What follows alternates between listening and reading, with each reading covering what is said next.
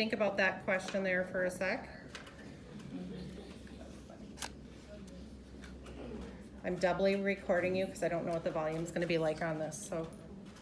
All right, so we're gonna talk a little bit about language development today. So share an example of any of your kiddos' new language skills or stages that your kids are presenting right now. And we're gonna talk about our toddlers and twos today. So any new language skills or stage that your children are presenting today. Who's doing the, like, put it in the bucket, the bucket, the last word she tries to. The repeating. Yeah. It's Awesome, really cute. awesome. Other new skills? Isaac just got ba for a sheep. Love it. So animal sounds. Love it. Is he doing other animals or is that the first? His other one is for puppy. Oh, Great. Charlie says blue for everything. Yeah, we were, yeah. Charlie- Yeah. Charlie is starting to answer yes or no, like, do you want more of this? Yes. Or, are you done with that? Yep. And do you wanna get out of that? Nope. That understanding what you're asking, I love it. Yeah, that's cool. Awesome. Eleanor is actually getting words like completely correct in context. Well, actually, I love think that. like it's the big word, but it's in context, so that's really fun to see. Right, just the bigger language development. Yeah. Maya's kind of at a stage where she can string a lot of words together, but she knows what she wants to say, but she's gotta take that pause to really think about what word comes next. So she can string a lot of them together, she just needs a little break to like process. Love it. Stella's good at telling me over and over again, like I'll repeat it back to her, and she's not getting as frustrated, because she knows that we're trying to figure out what we're both trying to say. So I'm glad that we're at that point instead of just getting frustrated at trying to figure it out. Yeah, if I can't understand what Charlie's saying, he'll just take me to whatever. I'll be like, show me, and he'll be like, oh, grab my And even though you're not saying words, that's a language skill. Like, Yeah. he's learned how to communicate even if he doesn't have those words. That's Yeah. awesome. Other things that your toddlers and twos are showing up with language? Well, mine just to give, so Isaac is pretty significantly speech delayed if you haven't met him yet, or, spend time talking to him. But he imitates the motion that he sees the thing doing, like that's why puppy is, because he can imitate a puppy to communicate puppy, or the puppy noise, and so he now has like, his excavator he's had for a while, but he now has bulldozer. He's like, Are those the actual signs for them? they're Or is that close, they're his- actually okay. close to it. I don't know enough Yeah. with trucks to know I what know. that seems. Or he's getting airplane, or train. It's close to this, but that's what he's doing. Great. So like he's imitating the visual behavior to communicate it, because he doesn't have the motor processing for the speech yet. Yet, yeah. It's super neat though, because you have no idea what he's doing. It's like charades. It is charades all day long. 1 word, 2 words, how many words are we doing? Any other skills or stages that you want to share? Juanito just says like the first, like when I say cookie, or like dinosaur, like everything's just like the first letter, like so, or dinosaur, like he just makes it rar. Well, a lot of things are rar. Yeah. What was it during the song that was rar for Isaac? We are. We are. Chance for Dirk, so Juanito is not alone. It's a boy thing. Rachel, anything you can think of? He just started saying our dog's name instead of puppy. Calls it, well, his name's Oscar, but he calls him Aki. Awesome. Well, such good skills. I am excited to hear all those for sure. All right, we're gonna do a little test here. I feel like you can do well on this, but we're gonna do a little true-false test. Okay, first one. Infants are born with a preference for listening to their native language. True or false? I'd say false. Any other thoughts? All right, well, it's true, actually. Infants can hear before they're born, and they develop a preference for the sound patterns of the language they hear prenatally. So so the baby is hearing, not quite yet, but the babies have that preference right away. So that's why they recognize certain voices, like even the siblings, they recognize those sounds because they've heard them prenatally. So, okay, second one. Girls usually begin talking earlier and develop vocabulary faster than boys. True. I gotta say true. I say true. Feels that way, but. And in my experience, it's true. Right. Not for everybody, but probably. All right, that one is also true. It is true that boys produce their first words and sentences later than girls. However, these differences are only in terms of a matter of months. There is a normal range within which, I can't get my words out, within which children acquire certain language milestones. Girls tend to be on the earlier end and boys on the later end of this age range. Therefore, boys are not actually delayed in their language development, just a little bit behind the girls, okay? Teaching young children to use sign language will delay development of spoken language. Great. Nonverbal signs, as Beth just shared, are great representations and they have meaning. That's language. I feel like a lot of people don't know that with that one. Like I've heard the opposite of that quite a bit. I've always thought there's no way. Because if we're using that sign, if we're teaching simple sign with our children, more, please, thank you, those kind of things, and we're saying the words along with it, I think people typically will defend the opposite of this when you're just using sign. They're saying you're not hearing those words, but we encourage when you are using sign to continue to say bulldozer or excavator while you're doing those things. So no, that does not delay that. Okay, firstborn children are more likely to have a larger vocabulary in the second year and to reach the 50-word mark sooner than later born children. True. I say true. I say true. It's false in my opinion. Yeah. I feel like some of my younger kids, or my older kids talk for my younger Yeah, kids. like- Right, So I'm that's gonna say what I for want, me, yeah. that's true. Generally, this is true, obviously, case by case, family by family, it can be different. But many studies have shown that the language development and skills of firstborn and later born children are similar, but that firstborn has that more one-on-one time with you as adults, so they're getting more language from you than that secondborn, who is likely getting it from their siblings, right? Right? So while the older siblings often interrupt and talk for their younger siblings, it doesn't seem to have a negative impact on our younger siblings' development, so. All right, fifth one, using flashcards, repetition, and word drills is the most effective way to stimulate, thank you for laughing at that, to stimulate a child's language development. When I was a kid, Right? The early childhood teacher in the house? False, you are right. Learning a new word from flashcards teaches a child to say a word in response to a picture. This, however, does not mean that a child will understand the full meaning of the word or use it appropriately in real-life situations. New vocabulary has to be learned in meaningful interactions during everyday life and repeated many times before becoming part of a child's vocabulary. So you don't need to have all those things, just your conversation with them. 6, boys are more likely to have language delay than girls.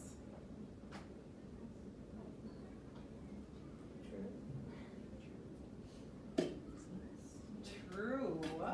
There are definitely more boys, a 2-to-1 to 3-to-1 ratio of boys who have some sort of language delay. And that can be as simple as, a stutter or just simple things that can be corrected, but 2-to-1 or 3-to-1 boys to girls, so. they grow up and they still don't like to talk. Some of them, for sure. There are some that do.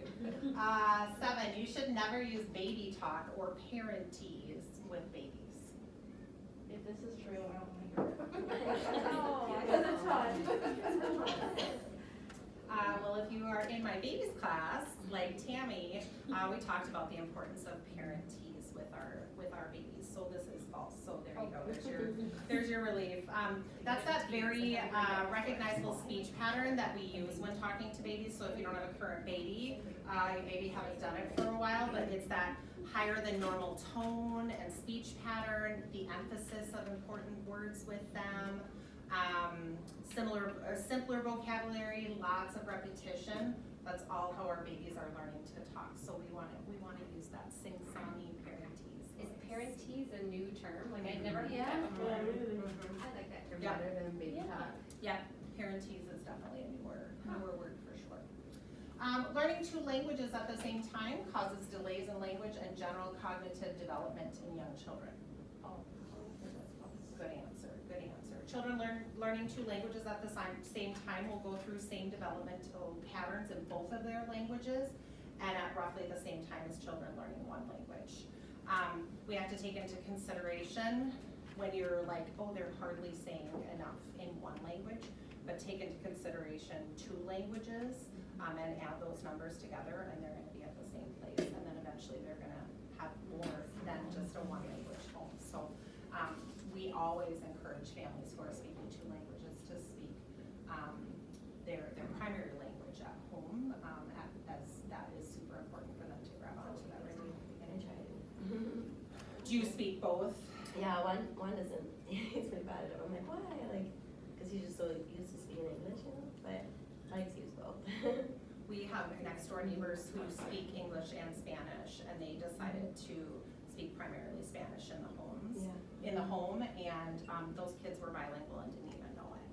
Like, because grandma would come and she only speaks Spanish, and I would need to borrow something, or like, I need a cup of sugar. Brianna, can you ask grandma for a cup of sugar? And she would be like, I don't know how to say that, but she would say, grandma needs a cup of sugar, and I'd be like, well, you just said it to her, I think. So it's amazing how they acquire it because we're using it in Yeah, the home. I don't have a bilingual home, however, my renters who've been in my basement for 12 years, like longer than my kids have been alive, only speak Spanish downstairs, so when my kids, or if I'm downstairs, we only speak Spanish downstairs. No, they're not down there every day, but like they call me different names upstairs versus downstairs. Like if for Grace, I'm mom, but I'm mama downstairs. Funny. Oh, that's awesome. Yeah, That's great that yeah, you're here and that being done. that's super fun. All right, minus the entrance here, this will be bad. All right, we are going to watch a completely Italian speaking mother and child here because I think it's such an amazing interaction between a caregiver and a child in language development. So I just want you to listen, enjoy, but then we're gonna talk about the things we saw that the mother was encouraging that language development with the child. She also really likes seeing herself in the camera, so that is entertaining for a second or two. Yeah.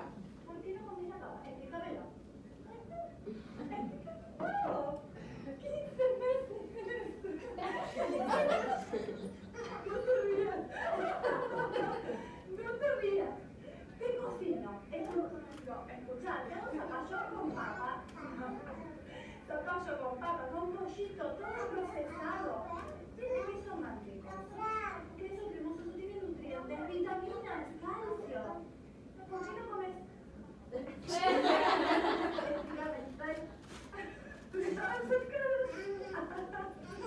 Escúchame, ¿por qué no comes la papa? Tienes que comer la papa. Mira, ya vamos a mostrar. ¿Por qué no comes la papa 2? Angelina Samoti Paella. ¿Por qué? Mírame a mí. A mí, mírame a mí, acá mírame. ¿Por qué no comes la papa? ¿Sí? Espera, tú me cuentas. Some of them are similar. Yeah, Spanish they're is so- okay. they're so similar. No comes. Contame a mí, no mires para ahí. Acá.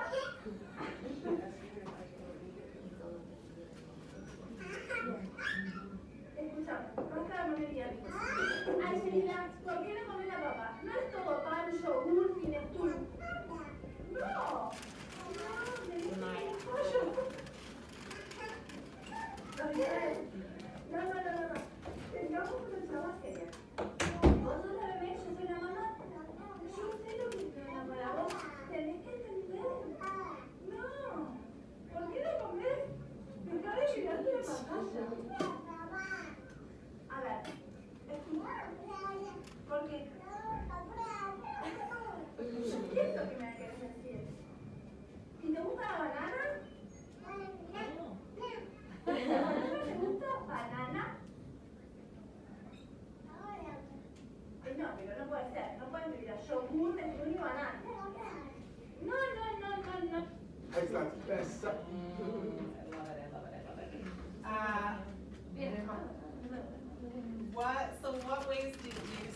caregiver encourage some language development? What ways did you see? Lots of like, look at me, kind of thing. Even though she was speaking Italian, if that's right, the baby kept saying like no, or like banana in what I think is English, and she kept saying like, yeah, banana, like, you're not saying it in Italian, but you're saying English. Perhaps that's in Italian, I'm not I don't sure, know. but It's not. weird how some words don't have a translation. Yeah. Like, Yeah. why would banana not have a translation, but apple does? Right. You know? It's odd. And no is no in Italian, yeah.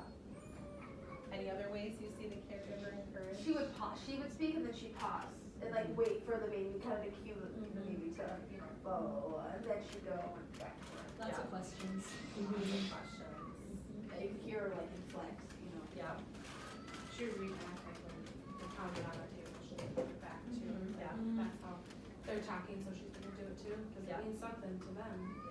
Also, I could be wrong, but it sounded like she was saying like, okay, or something like, why, Yeah, right? why, Okay. why. I think it was a full conversation about like, why aren't you eating? Why did you Oh, eat it? okay, yeah. Yeah. And I think she was like, cause I want the banana. Oh. I don't know, but that is my Yeah, see, here's your food, and she pulled it out. Yeah, so she wasn't just Just talking don't have after, to. Yeah.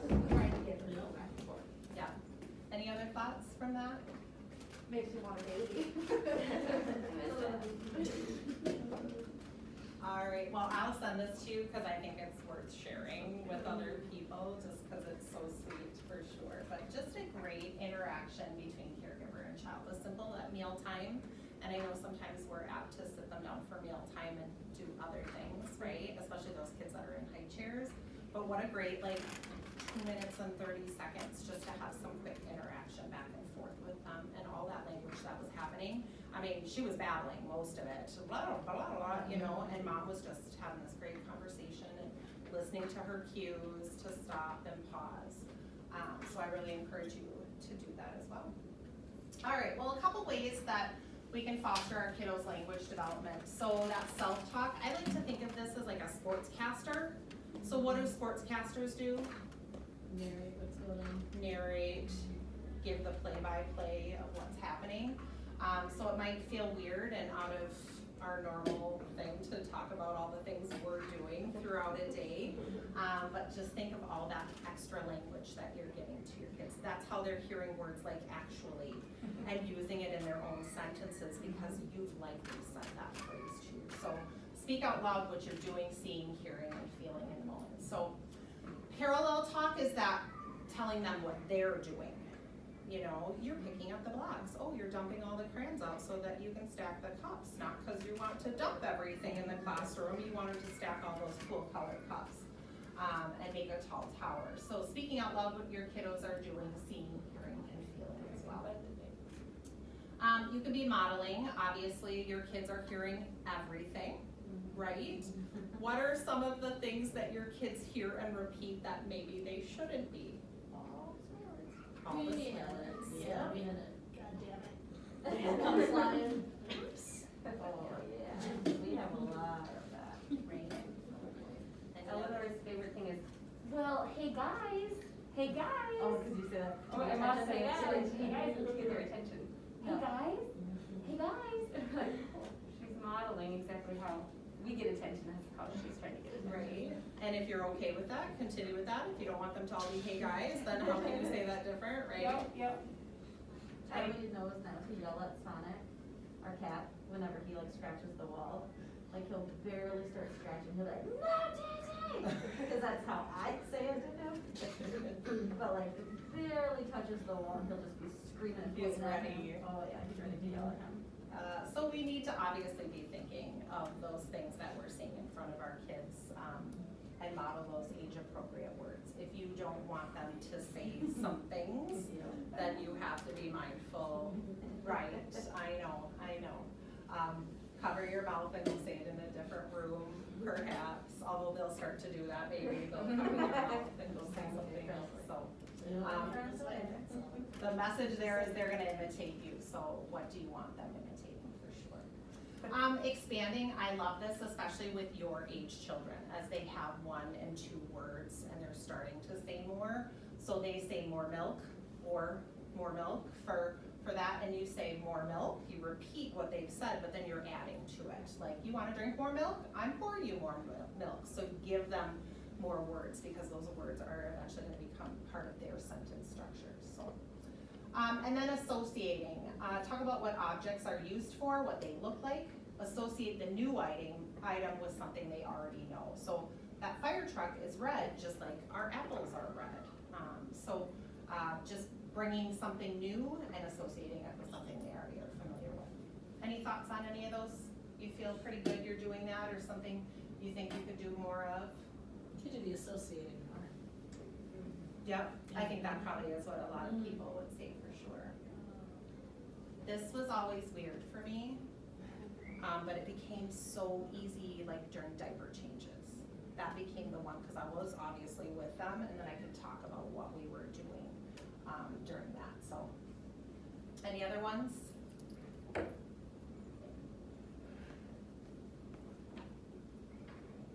All right, well, let's talk about, let's talk a little bit about, I'm gonna skip right to our 2s and 3s here. So, typical language skills of a 2-year-old. Now, remember, this is a continuum where our kids are. They might be over here and they might be all the way here. And I heard that as you guys were sharing different things about your kids, what they're doing right now. So just remember, this is like your average 2-year-old. So, they can identify up to 10 pictures in a book when objects are named. They use simple words and phrases. They respond when called by name, okay? They respond to simple directions. We see that in there, the 1 and 2-step directions, as they can respond to those. Start to say plural and past tense words, maybe not quite having those fully grasped, but they've got them. They enjoy looking at books. They can point to ears, eyes, nose when asked. They repeat words, which I heard pretty much all of you saying that, spoken by someone else, and their vocabulary expands up to 500 words by the end of year 2. Right? Isn't that amazing? All right, we'll touch on a little 3 because some of your kids are getting there. So they can say their first and last name. 75 to 80% of speech is understandable.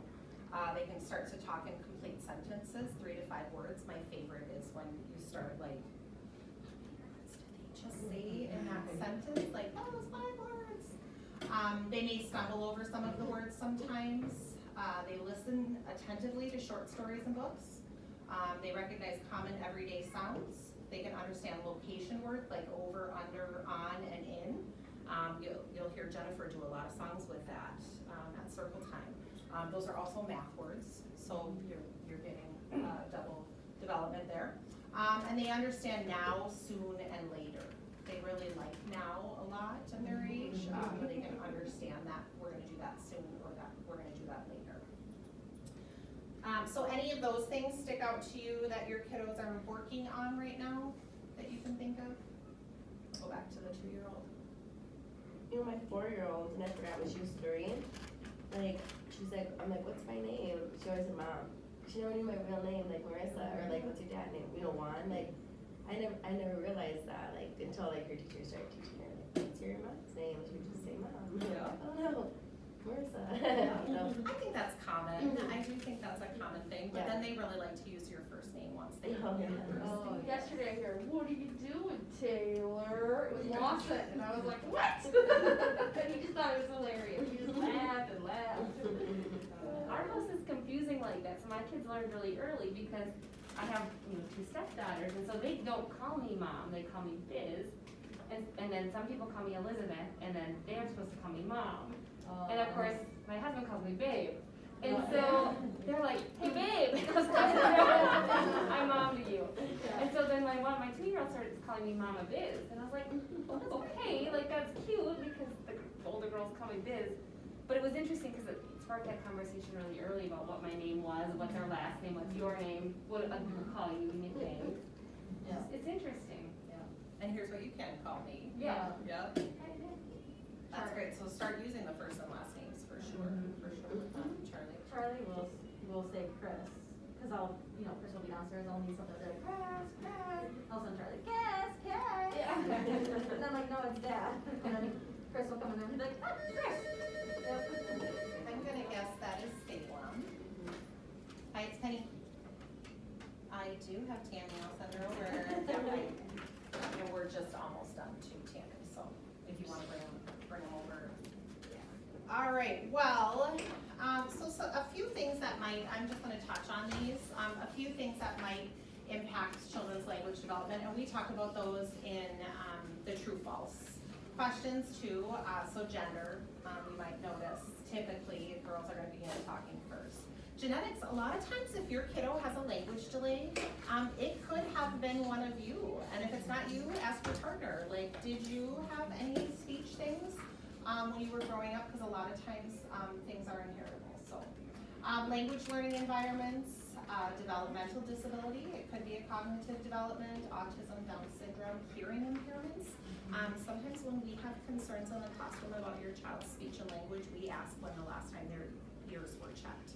A kid who needs tubes, it is so fuzzy in there for them, so it's no shock that they have a language delay because they're not hearing everything around them.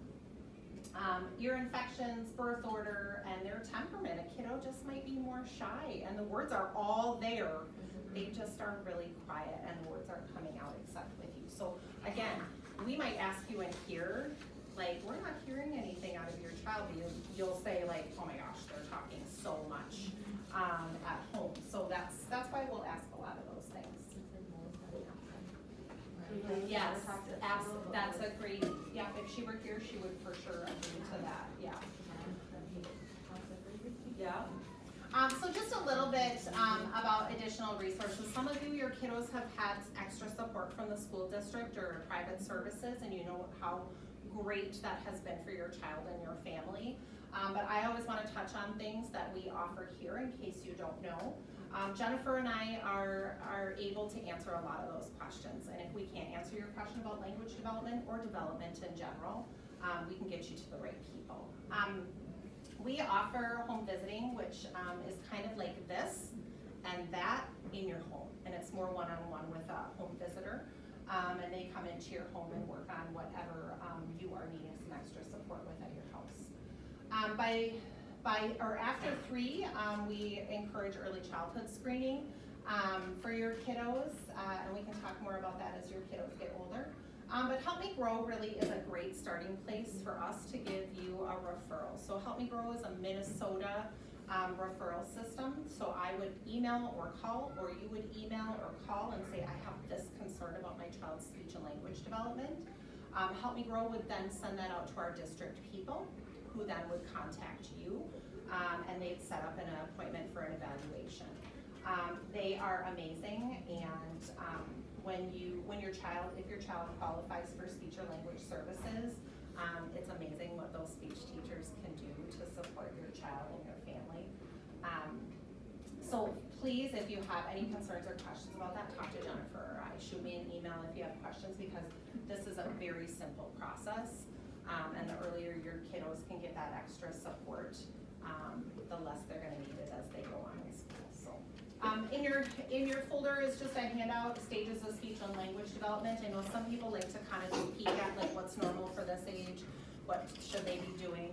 So you can feel free to take a peek at that and look at that. Otherwise, guess what? It's that time. Thanks for being here today. Go and do a little sports casting with your kids today, or associations after us. You guys have a great rest of your day, and we won't see you for 2 weeks. Don't come next week. We'll play together. You can leave